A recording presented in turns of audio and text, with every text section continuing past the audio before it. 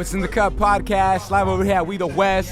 Shout out Young Bucket Productions. We're here at the Airliner, and I'm here with BLAHZA.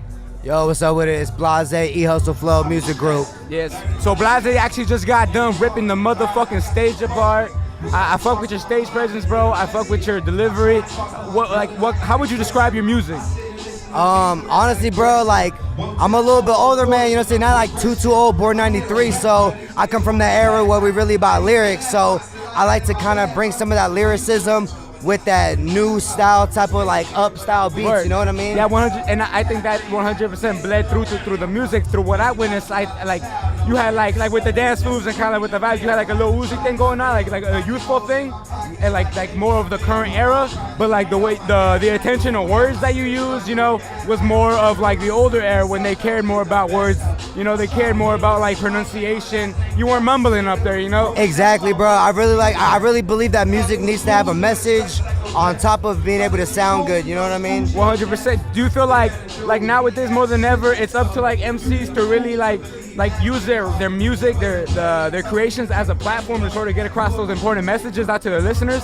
I think there's a niche for every type of artist, man. You like from the beginning of the hip hop, you had your party music, and you have the separation of like, you know, the political movement, you know what I mean? Right. It's smart to be able to separate the two because we might not always want to hear that. But if you can kind of like subliminally catch somebody with some real like game and a track, do that. Yeah, I guess that's the beauty of it. You're able to like deliver it in a fly way, you know? Exactly. You're able to make me feel like cool, chill, a cool vibe, you know, but you're really saying some real shit. You know, yeah, that's real good. Like, what kind of artists you say inspire you for your music? Shit, bro, like it's gonna sound weird, but one of like the first like hip hop songs that I remember seeing like randomly was this. It was Method Man, DJ Premier on the beat, but it was a Limp Bizkit song. Oh shit. You know what I'm saying? It was crazy. It was that In Together Now. Oh shit. You know what I mean? So that really introduced me like, okay, so they got Asian shit, they got white stuff, they got black people in this whole thing. I was like, for sure. So Wu-Tang Clan, but even though so like West Coast people, you know what I'm saying? Pac for sure inspired me. Like what NWA was doing, you know what I mean? Like, how would you describe your sound? How would I describe my sound?